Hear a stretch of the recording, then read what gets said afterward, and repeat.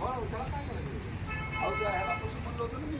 नितीनराव, ह्याच्यापासून म्हणलं होतं ना आपण ते करायचं होतं ते. मी परळीमध्ये मतदार जिथं ठेवले आहे मतदान पेट्या तिथं स्ट्रॉंग रूमची आम्ही पाहणी करायला जात असताना आम्हाला परळीतील पोलिसांनी आमच्या नगरसेवकावर लाठीचार्ज केला.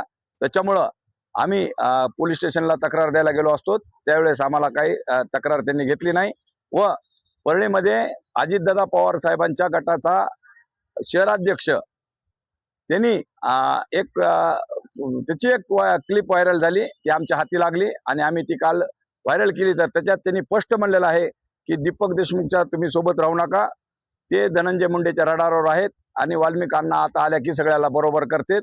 याचा अर्थ काय होतोय आणि हे म्हणण्याचा उद्देश काय, रडारवर म्हणजे काय हे आम्हाला त्याची भाषा माहिती आहे. म्हणून आम्ही तिथं पोलीस स्टेशनला गेलो होतो, त्यांनी तक्रार घेतली नाही. म्हणून आम्ही आता SP साहेबांकडे आम्ही आलोत आणि इथं निवेदन देऊन एक तक्रार आम्ही दाखल केली. त्यांना समक्ष बोलणं सुद्धा झालं. निवेदन काय मागणी केली आहे आपण?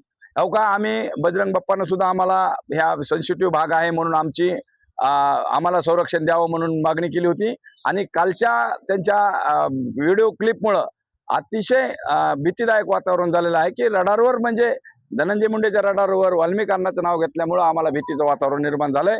आमच्या कुटुंबाला आम्हाला संरक्षण मागण्यासाठी आम्ही इथं पत्र दिलंय आणि आमच्या कुठल्याही केसेस दाखल होत नाहीत. आमच्या नगरसेवकाला मारहाण होती, हे शासन कुणाच्या तरी दबावाखाली काम करते, ही आम्ही तक्रार घेऊन इथे SP साहेबांवर चर्चा केली आणि निवेदन सुद्धा दिलं.